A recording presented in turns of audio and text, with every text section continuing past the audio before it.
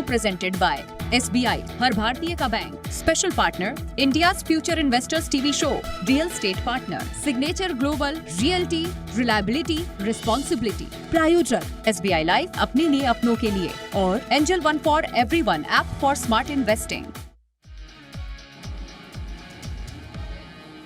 नमस्कार, मनी गुरु के आज के इस बेहद ही खास कार्यक्रम में आप सभी का स्वागत है। मैं हूं स्वाति रायना। बस कुछ ही समय बाकी है जब 1 फरवरी को वित्त मंत्री निर्मला सीतारमण बजट पेश करेंगी। म्यूचुअल फंड इंडस्ट्री को खास तौर पर इस बार बजट से बहुत सारी उम्मीदें हैं। कैपिटल गेन टैक्स को लेकर इंडस्ट्री ने कई एक्सपेक्टेशंस लगा के रखी हैं, जिस पर आज हम करने वाले हैं चर्चा। और साथ ही इंश्योरेंस, जो कि हम सबकी ज़िंदगी का एक अहम हिस्सा है, वहाँ पर भी इंडस्ट्री की विश लिस्ट कुछ कम नहीं है। और एक और अहम पहलू हम सबके इन्वेस्टमेंट का, जिससे हमें हर रोज़ दो चार होना पड़ता है, वो होता है टैक्स। तो टैक्सेशन को लेकर क्या है एक्सपेक्टेशन, इस मोर्चे पर भी आज हम अपने तमाम जो एक्सपर्ट्स हैं उनसे बात करेंगे। म्यूचुअल फंड, इंश्योरेंस और टैक्सेशन के मोर्चे पर क्या चुनौतियाँ हैं, क्या उम्मीदें हैं और कहां पर है अवसर, इस पर रहने वाली है आज की हमारी खास चर्चा। और इसी के लिए हम अपने शो में अपने खास एक्सपर्ट्स का स्वागत करना चाहेंगे। सबसे पहले वेलकम करते हैं, हमारे साथ हैं श्रीराम लाइफ इंश्योरेंस के MD मनोज कुमार जैन, आनंद राठी वेल्थ के डेप्यूटी CEO फिरोज अजीज, और कुछ देर में हमारे साथ टैक्स एक्सपर्ट रुचिका भगत भी शामिल होंगी, जिनसे हम समझेंगे कि आखिरकार क्या है खास रहने वाला इस बार बजट में, बजट 2025 में। रुचिका का भी स्वागत कर लेते, वो भी हमारे साथ शो में शामिल हो चुकी हैं। म्यूचुअल फंड इंडस्ट्री, हमने इससे हम इसलिए शुरुआत करें क्योंकि कैपिटल गेन्स को लेकर काफ़ी ज़्यादा हमने देखा था। जो बजट आया था 2024 में जुलाई का, मतलब सरकार फुल टर्म बनने के बाद जो आया था, उसमें कुछ बदलाव किए गए थे। सोचा कुछ था, कुछ और हो गया था। मैं मीनवाइल हमारे साथ मनोज जी हैं, उनके पास जाना चाहूँगी। मनोज जी, इंश्योरेंस जो सेक्टर है काफ़ी समय से काफ़ी ज़्यादा जो उम्मीदें लगाए बैठा है कि कुछ ना कुछ उनके लिए भी खास हो। सर, क्या इंडस्ट्री के सामने आपको लगता है एट प्रेजेंट चैलेंजेस या चुनौतियाँ हैं जिसको आप चाहेंगे कि जो वित्त मंत्री हैं वो ज़रूर उस पर नज़र डालें और उसके बारे में कुछ करें? पहले जी न्यूज़ के सारे व्यूअर्स को मेरा नमस्कार। Life insurance industry particularly and overall industry अगर आप देखें तो सबसे बड़ी जो एक चुनौती है वो लो इंश्योरेंस पेनिट्रेशन की है और लो इंश्योरेंस अवेयरनेस की है। दूसरी बड़ी जो चैलेंज है कि how to reach out to rural and non urban customers. तीसरी बड़ी चुनौती है कैसे कॉस्ट एफिशिएंटली हम इन छोटे Tier 3 Tier 4 टाउन में पहुंच पाएं, जिसको हम डिस्ट्रीब्यूशन चैलेंज बोलते हैं। और चौथी बड़ी जो चुनौती है वो है चेंजिंग कस्टमर्स प्रेफरेंसेस। धीरे धीरे कस्टमर्स टैक्स हेवी हो रहे हैं और उनकी रिक्वायरमेंट चेंज हो रही हैं। तो ये चार बड़ी जो चुनौतियां हैं, इससे इंडस्ट्री जूझ रही है। और इसके लिए हमारे जो रेगुलेटर हैं उनने एक मिशन सेट किया है, बीमा for all, insurance for all by 2047। 2047 तक हर भारतीय के हाथ में एक बीमा पॉलिसी हो। तो ये एक बड़ा मिशन है। जब भारत विकसित देश बनेगा उस समय हर भारतीय के हाथ में एक इंश्योरेंस पॉलिसी होना चाहिए। और ये चैलेंजेस इंडस्ट्री को हैं। Industry is working on it along with a very informed regulator and very welcomed regulator IRDAI। Okay sir, तो मनोज जी ने बताया कि कुछ ऐसे चैलेंजेस हैं। मैं मनोज जी आपके पास फिर से आऊंगी क्योंकि बहुत पहलू जानने बाकी हैं। आपने कुछ इम्पोर्टेंट यहाँ पर चैलेंजेस की बात की है। उम्मीद यही करते हैं कि इंडस्ट्री की बात सुने वित्त मंत्री और इस पर कुछ कदम उठाए जाएं। बहुत इंपॉर्टेंट, आपने जो दायरा बढ़ाने की बात की उस पर काम हो भी रहा है, कुछ और काम बढ़ाने की ज़रूरत है। फिरोज़ हमारे साथ एक बार फिर से जुड़ चुके हैं। फिरोज़, आपकी तरफ से क्या लगता है, क्या चैलेंजेस अभी म्यूचुअल फंड इंडस्ट्री फेस कर रही है, या फिर जो स्कोप था जहाँ पर कुछ हो सकते थे चेंजेस, या कुछ ऐसे जो फैसले लिए गए थे शायद वो उतने ज़्यादा कारगर साबित नहीं हुए? स्वाति जी बिल्कुल सही फरमा रही हैं आप कि बहुत सारे चेंजेस 23 जुलाई 2024 का जो बजट आया था, 6-8 महीने पहले, उसमें काफी सारी तब्दीलियां की गई थी। कैपिटल गेन्स हर एसेट क्लास की छेड़ी गई थी। स्टार्टिंग फ्रॉम इक्विटी की टैक्सेशन चेंज हो गई, अनलिस्टेड की टैक्सेशन चेंज हो गई, प्राइवेट इक्विटी की टैक्सेशन चेंज हो गई, रियल एस्टेट की टैक्सेशन चेंज हो गई, डेट अनलिस्टेड डिबेंचर्स की टैक्सेशन चेंज हो गई। तो जस्ट 6 महीने पहले पूरी बदलाव हो चुकी है। तो पहली तो मेरी ये उम्मीद है कि वापस डायरेक्ट टैक्स कोड की भी मैडम ने बात की थी उसी बजट में, लास्ट बजट में, कि मैं वापस डायरेक्ट टैक्स कोड लाने वाली हूँ। ये ना हो जाए कि भाई अभी जो चेंज किया वापस 7 महीने में नई पढ़ाई करनी पड़े, नई चीजें सीखनी पड़े। So no change is a great thing when you have change so much in the last budget. ये मेरी एक उम्मीद है। सेकंड, जो म्यूचुअल फंड की जो चैलेंज है, देखिए जब 23 जुलाई को प्रेजेंट हुआ था तो इंडेक्सेशन अबॉलिश किया गया था हर एसेट के लिए। फिर जो रियल एस्टेट की जो लॉबिंग थी उससे इंडेक्सेशन रियल एस्टेट में वापस लाया गया। बट डेट फंड ने फिर क्या पाप किए? अगर आपने इंडेक्सेशन वापस ही लाना था तो पूरों के लिए वापस लाना था, जिससे लिया था, लिया सबसे, दिया वापस रियल एस्टेट को। तो आई थिंक ये मिनिस्ट्री से छूट गया है। तो डेट फंड की इंडेक्सेशन आना वाजबी है और रीजनेबल डिमांड है if real estate gets back in indexation. So I personally think capital gain tax में कोई बदलाव होने की उम्मीद कम है, बिकॉज अभी तो किया था। But I personally think that debt fund की जो टैक्स में शॉर्ट टर्म परपेचुअल कर दिया, ऐसा ये एक ऑक्सीमोरॉन हो गया। शॉर्ट टर्म हमेशा के लिए, अगर आप डेट फंड को 50 साल के लिए भी होल्ड करोगे तो वो शॉर्ट टर्म कहलाया जाएगा। Short term by the definition in English has to have a period. वो I think is not a logical thing, और उसको करेक्ट करना चाहिए। सेक्शन 50AA जो इंट्रोड्यूस किया था फरवरी 2023 के बजट में, 50AA, जो कहता है कि शॉर्ट टर्म आपकी जिंदगी से ज्यादा है, which I think is not logical as the description goes. बिल्कुल फिरोज, आपने सही बोला कि 2023 के बजट के बाद बार बार हमें पन्ने पलट के देखना पड़ता है कि कहां पर टैक्स बढ़ा, कहां पर घटा, कहां पर इंडेक्शन था, कहां पर इंडेक्सेशन हटा दिया गया, और अगर और कुछ चेंजेस होते हैं तो राइटली सेट पढ़ाई फिर से करनी पड़ेगी, कैलकुलेशन फिर से करनी पड़ेगी। तो आपका ये मानना है कि अभी क्योंकि कुछ बदलाव हुए थे तो बड़े चेंजेस की आप उम्मीद फिलहाल नहीं कर रहे हैं। Rightly set. मैं टैक्सेशन पॉइंट पर आती हूं जो कि आम लोगों से जुड़ा हुआ है। रुचिका भगत हमारे साथ है, वो शायद इस पर बहुत अच्छे से रोशनी डाल पाए। टैक्स एक ऐसा वीक पॉइंट है रुचिका, जिसको लेकर जो तमाम आम लोग हैं वो आस लगाए बैठे हैं कि क्या हो सकता है। बदलाव तो कुछ किए गए थे, क्या आपको लगता है कुछ इसका फायदा हुआ, या अभी भी चुनौतियां बनी हुई हैं? और लेकिन सारे जो चेंजेस थे वो न्यू टैक्स रिजीम में ही किए गए। मतलब ये कि जो भी आगे आने वाले बदलाव होंगे, वित्त मंत्री जी देखेंगे न्यू टैक्स की तरफ, ओल्ड की तरफ ज्यादा कुछ अब फोकस नहीं है। देखिए स्वाति, एक चीज़ तो पक्की है कि चैलेंज जो है वो एक ऑनगोइंग प्रोसेस है, और जब चैलेंज है तो रिफॉर्म है। इनफैक्ट हर बार सरकार जब बजट लेके आती है तो कोई ना कोई रिफॉर्म्स तो लेके आती ही आती है। तो जहाँ पे आप ये बात करते हैं चैलेंज की, तो बहुत सारे चैलेंजेस अभी भी हैं इनकम टैक्स में। हालांकि लास्ट ईयर जब बजट आया था, बजट 2024, तो उसके अंदर सरकार ने असेसमेंट प्रोसीजर्स के ऊपर बहुत सारे रिफॉर्म्स लेके आई थी।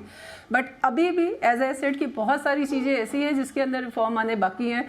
जैसे एक आपने आम इंसान की बात की, तो आम इंसान के लिए अगर आप देखें कि ITR 1, 2, 3, 4 ये जो फॉर्म्स है, 1 में अगर आपकी सैलरी 50 लाख से कम की है तो 1 है, 1 मकान है तो 1 है, 2 है मकान अगर आपके पास तो ITR 2 है, 50 लाख से ऊपर होगी सैलरी तो 2 है। फिर अगर आपकी बिजनेस इनकम है तो 3, प्रिजम्पटिव इनकम है तो 4। तो एक ये बहुत बड़ा चैलेंज होता है, असेसी इसी में ही कंफ्यूज हो जाता है कि ITR कौन सी जाएगी। तो एक ये बहुत बड़ा चैलेंज है। अगर मैं रिफॉर्म की बात करती हूँ तो सरकार को शायद इस बार इसके ऊपर कुछ ना कुछ रिफॉर्म लेके आना चाहिए, कुछ सिंप्लीफाई करना चाहिए हमारे इनकम टैक्स फाइलिंग फॉर्म को, ताकि एक आम इंसान भी अपने आप से रिटर्न फाइल कर सके। इसके अलावा अगर आप देखें, जब हम रिफॉर्म्स की बात करते हैं तो सरकार ने AIS इंट्रोड्यूस किया था, that is annual income statement. तो एनुअल इनकम स्टेटमेंट और 26S नॉर्मली जो है 26S हमारा अलाइंड रहता है, but most of the time ऐसा होता है कि AIS के अंदर आपकी इनकम जो है वो डुप्लीकेट आ जाती है, या कोई इनकम रहती नहीं, एलिमिनेट कर देते हैं उसके अंदर, या फिर कोई दूसरे की इनकम आपके AIS के अंदर आ जाती है, जिसके अकॉर्डिंगली अगर आप रिटर्न फाइल करें तो नॉर्मली आपको इनकम टैक्स का नोटिस आ जाता है, क्योंकि AIS में वो इनकम थी, आपने दिखाई नहीं क्योंकि वो आपकी इनकम नहीं थी। तो ये एक चैलेंज जो है जो आम आदमी बहुत ज़्यादा फेस करता है। मुझे लगता है कि इसके अंदर कुछ इम्प्रूवमेंट लेके आनी चाहिए सरकार को। इसके अलावा जैसे हम बात ही कर रहे थे अभी, लास्ट टाइम सरकार ने लॉन्ग टर्म कैपिटल गेंस पे, शॉर्ट टर्म कैपिटल गेंस पे टैक्स रेट बढ़ाया। लॉन्ग टर्म पे 10 से 12.5 किया, शॉर्ट टर्म पे 15 से 20 किया। मगर जो सिक्योरिटी ट्रांजैक्शन टैक्स है, जिसके अंदर नॉर्मली लोग शेयर्स में आजकल डील करते हैं और वो इनकम उनकी हमेशा आईटीआर में दिखती है, तो उसको मुझे लगता है कि थोड़ा सा और या तो रिड्यूस करे या उसको हटा ही दे तो ज़्यादा अच्छा है, तो ताकि आम इंसान को एक बहुत राहत मिलेगी इसके अंदर। इस तरह से काफ़ी सारे चैलेंजेस हैं जो हम देखते हैं जो इनकम टैक्स के अंदर हैं। ओल्ड एज के लिए 15H फॉर्म वो भरते हैं, अगर वो 15H फॉर्म नहीं भरते तो उनको TDS डिडक्ट हो जाता है। हालांकि उनको 50,000 की डिडक्शन भी है, 3 लाख रुपए की इनकम भी माफ़ है, बट उनका TDS फिर भी डिडक्ट हो जाता है, जिसको क्लेम करने के लिए वो फिर ITR भरते हैं। तो कुछ बेनिफिट्स इस तरह से, कुछ नए रिफॉर्म्स आने चाहिए ओल्ड एज सीनियर सिटीजन्स के लिए या सुपर सीनियर सिटीजन्स के लिए, ताकि उनको ये चैलेंज फेस ना करना पड़े। तो ऐसे बहुत सारी चीजें बिल्कुल। तो टैक्सेशन को लेकर भी काफी सारे अवसर हैं। मैं रुचिका आपके पास फिर से आऊंगी, जो कि जरूरी है अभी टैक्स पेयर्स को राहत पहुंचाने के लिए। एक छोटे से ब्रेक के लिए रुकते हैं। ब्रेक के बाद फाइनली अब क्या होना चाहिए या क्या हो सकता है, कहां पर बेसिकली अवसर मौजूद हैं, हमारे तीनों एक्सपर्ट्स बने हुए हैं, उनसे इस लास्ट सेगमेंट पर उनकी राय मांगेंगे। एक छोटे से ब्रेक के बाद बने रहिए हमारे साथ।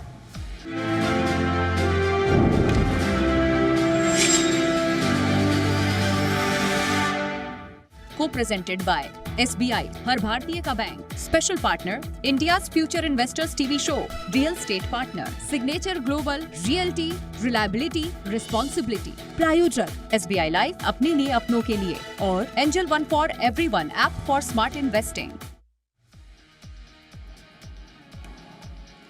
तो आज बजट स्पेशल में हमारे साथ mutual fund industry, insurance industry और टैक्स इंडस्ट्री के 3 बड़े गेस्ट हैं। श्रीराम लाइफ इंश्योरेंस के MD मनोज कुमार जैन है, आनंद राठी वेल्थ के डेप्यूटी CEO फिरोज अजीज है, टैक्सेस पर रुचिका भगत से हम अब उनकी विश लिस्ट जानने वाले हैं। तो Manoj ji, without any delay sir, क्या आप अगर ब्रॉडर में अगर मैं कुछ विश लिस्ट आपसे जानूं या एक्सपेक्टेशंस जो आप लगाए बैठे हैं इस बजट से? देखिए, हमारे एक्सपेक्टेशंस तो काफ़ी हैं, बट कुछ जो मेन एक्सपेक्टेशंस हैं, एक insurance is always for an uncertainty के लिए लोग बीमा लेते हैं, और उस पर हम exemption from the GST industry की life insurance particularly term plan पे GST अबॉलिश करें, और अगर पूरा अबॉलिश नहीं कर सकते हैं तो up to 10 lakh sum assured पे कंप्लीट GST निकालें। ये इससे क्या होगा, जो हमारे नॉर्मल इंडियन आम आदमी हैं, lower and middle class income segment में जो लोग हैं, उनको बहुत बड़ी राहत मिलेगी और कस्टमर को इंश्योरेंस और अफोर्डेबल हो जाएगा। दूसरी हमारी जो रिक्वायरमेंट है, विश लिस्ट है, the focus on rural and under penetrated market. तो गवर्नमेंट से हमारी एक गुजारिश है कि financial inclusion is the key for insurance industry. तो इसमें अगर कुछ रिफॉर्म्स लेके आए to increase the penetration, specially for the companies जो कि रूरल इंडिया में फोकस कर रहे हैं, Tier 3, Tier 4, Tier 5 टाउन में जो बीमा बेचते हैं, उनकी डिस्ट्रीब्यूशन कॉस्ट ज़्यादा है, और अगर वहाँ पर उनको हायर एक्सपेंसेस अलाउ करें या उनको कुछ टैक्स की रिबेट दें, जिससे कि उनका और मॉरल बढ़ेगा रूरल कस्टमर्स के पास जाने का और आम आदमी को इंश्योरेंस पहुंचाने का। तीसरी बड़ी जो हमारी डिमांड है, tax relief on health insurance premium. Health insurance में भी अभी जो टैक्स की जो लिमिट है वो कम है, जिस हिसाब से बीमा के हेल्थ के खर्चे बढ़ रहे हैं, उस हिसाब से अगर टैक्स की जो लिमिट अभी 25,000 की जो लिमिट दी हुई है, उसको अगर छूट हम बढ़ा दें for normal citizen as well as for senior citizens, ये हमारी तीसरी रिक्वायरमेंट है। चौथा, एज आई सेड कि कस्टमर का बिहेवियर चेंज हो रहा है और डिजिटल ट्रांसफॉर्मेशन जरूरी है to reduce the distribution cost. तो इसके लिए एक इंफ्रास्ट्रक्चर बनाना पड़ेगा, and if the companies are investing in that, government can have some reform for digital transformation in the insurance industry. पांचवा जो बड़ा पॉइंट है, जैसे फिक्स्ड डिपॉजिट अगर बैंक में करते हैं तो इंटरेस्ट ही फ्लेक्सिबल है, बट अगर कोई पेंशन प्लान लेता है, इमीडिएट एन्युटी लेती है, तो दोनों प्रिंसिपल प्लस जो उसका वो है, दोनों चीजें टैक्सेबल हैं। तो ये एनोमली गवर्नमेंट को निकालनी पड़ेगी, क्योंकि इंडिया में अभी भी कोई सोशल सिक्योरिटी सिस्टम अवेलेबल नहीं है, और जो अपने बचत के पैसे से पेंशन खरीदते हैं उनको वहाँ टैक्स देना पड़ता है। तो ये चौथी रिक्वायरमेंट है। पांचवी जो बड़ी रिक्वायरमेंट है कि इंश्योरेंस, पर्टिकुलरली लाइफ इंश्योरेंस जो है, वो एक लॉन्ग टर्म कॉन्ट्रैक्ट है। लोग 10 साल, 15 साल, 20 साल, 25 साल, 30 साल के लिए इंश्योरेंस लेते हैं। और इंश्योरेंस कंपनीज का एज हाई एज 90% पैसा गवर्नमेंट इंफ्रास्ट्रक्चर और long term bonds and government की लॉन्ग टर्म बोरोइंग में काम में आता है। तो इसमें मेरी रिक्वेस्ट ये है कि सेक्शन 88 में बहुत सारी चीज़ें डाली हुई हैं। अगर इंश्योरेंस की एक सेपरेट लिमिट, जैसे हमने एनपीएस की हुई है, उस हिसाब से अगर सेपरेट 1 लाख रुपए की लिमिट अगर हम कर दें तो लोग लॉन्ग टर्म के लिए इंश्योरेंस ज़्यादा खरीदेंगे। और last but not the least, एक और जो हमारी डिमांड है वो ये है कि सेक्शन 10D जो है, जिसमें लास्ट ईयर 2.5 लाख तक कोई अगर यूनिट प्लान लेता है और 5 लाख तक नॉर्मल पॉलिसी लेता है, वो टैक्स फ्री है। अगर उस लिमिट को हम 10 लाख कर दें, और अगर लॉन्ग टर्म पॉलिसी जो शॉर्ट टर्म में यही रखें, बट अगर कोई 10, 15, 20 साल के लिए लेता है तो उनको हायर सम एश्योर्ड पे भी, हायर प्रीमियम पे भी उसको हम अलाउ करें, टैक्स फ्री की लिमिट जो है वो अलाउ करें। Right sir, okay sir. So आपकी ये विश लिस्ट जो है आपने बताई इंश्योरेंस से जुड़ी हुई। Firoz, now over to you. आप क्या उम्मीद लगाए बैठे हैं? You said no news can be a good news also, but still कुछ उम्मीदें आपकी तरफ से? बिल्कुल, तो मैं थोड़ा स्ट्रक्चरल उम्मीदों की बात करूंगा। पहले तो मुझे लगता है कि अगर हम हाउसिंग अफोर्डेबल करना चाहते हैं तो 2 सेक्शंस जो है, सेक्शन 54 एंड 54F अबॉलिश होने चाहिए। क्योंकि अगर रियल एस्टेट में री इन्वेस्ट करने की अगर आपको टैक्स की रियायत मिलती है तो ये क्यों मिलता है? पहले इक्विटी टैक्सेशन 0 था। आज अगर इक्विटी से इक्विटी एक शेयर बेच के दूसरा शेयर खरीदने पे प्रीवियस शेयर की टैक्स की छूट कहाँ मिलती है? नहीं मिलती है। वैसे ही अगर अगर आप 54 और 54F को अबॉलिश करेंगे तो बहुत अच्छा होगा फॉर अफोर्डेबल हाउसिंग। क्योंकि क्या होता है कि अब हम भी HNI से डील करते हैं, वो 5-5 घर खरीद के रखते हैं और किराए पे देते हैं, क्योंकि उनको पता है कि बेच के वापस खरीदूंगा तो टैक्स फ्री हो जाएगा। तो अमीर लोगों के पास 10-10 घर हैं, परिवार में 4 लोग होते हैं, 8 घर होते हैं, और बेचारे जो गरीब हैं, जो घर खरीदना चाहते हैं, उनको किराए पे लेना पड़ता है, इसीलिए रेंटल यील्ड इतनी कम है। ये एक बहुत इंपॉर्टेंट पॉइंट मैं कहना चाहूंगा कि अबॉलिश होना चाहिए। जाहिर सी बात है, अमीर लोग सुन के खुश नहीं होंगे, और हमारे क्लाइंट भी HNI है, बट सही चीज जो है बतानी है। दूसरा, प्रिजम्पटिव टैक्स जो है उसकी लिमिट्स बढ़ाई थी, वापस बढ़ानी चाहिए। अगर आपको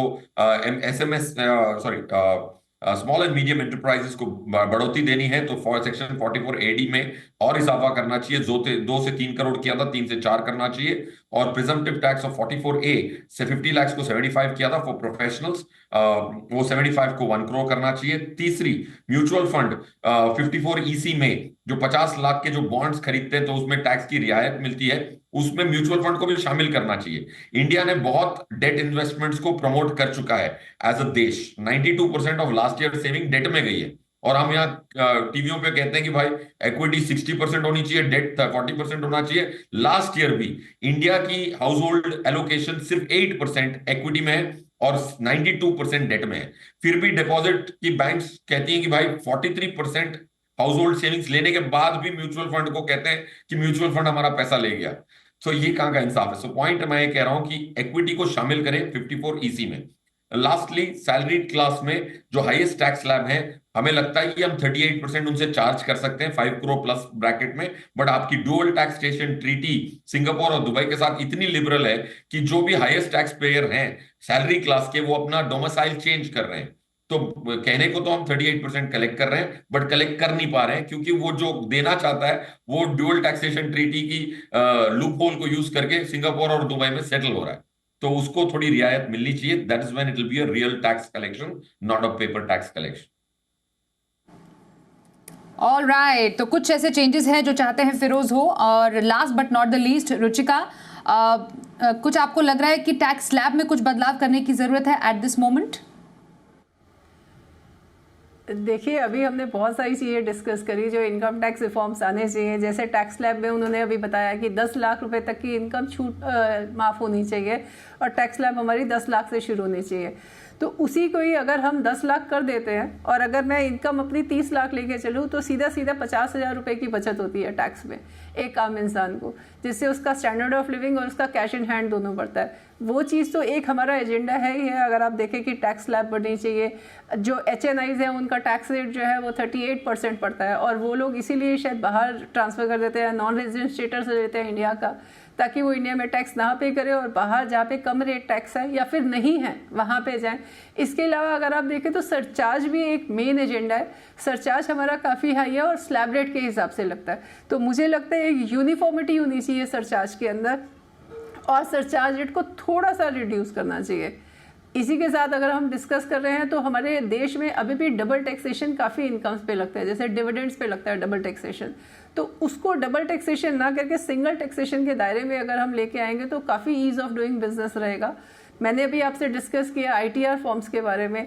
इनकम टैक्स रिफॉर्म्स को लाना बहुत ज़रूरी है ताकि वो ITR इनकम टैक्स और सिंप्लीफाई हो सके, ताकि एक आम इंसान भी आसानी से अपनी इनकम टैक्स रिटर्न भर सके। तो ये छोटे छोटे चेंजेस हैं जो शायद सरकार को करने पड़ेंगे और एक आम लोगों की एक विश लिस्ट है जो शायद सरकार इस तरफ ध्यान दे। जी राइट, ओके, तो ये कुछ बदलाव हैं या चुनौतियां हैं या कुछ अवसर हैं जो इसका इस्तेमाल पूरी तरीके से इस बार बजट 2025 में किया जा सकता है। उम्मीदें, विश लिस्ट बहुत सारी हैं। इस पर चर्चा करने के लिए मैं तीनों ही एक्सपर्ट्स का बहुत धन्यवाद करना चाहूँगी। मनोज कुमार जैन सर, फिरोज और रुचिका, धन्यवाद आपका इस कार्यक्रम में शामिल होने के लिए। इसी के साथ वक्त एक ब्रेक का हो गया है, देखते रहिए जी बिजनेस।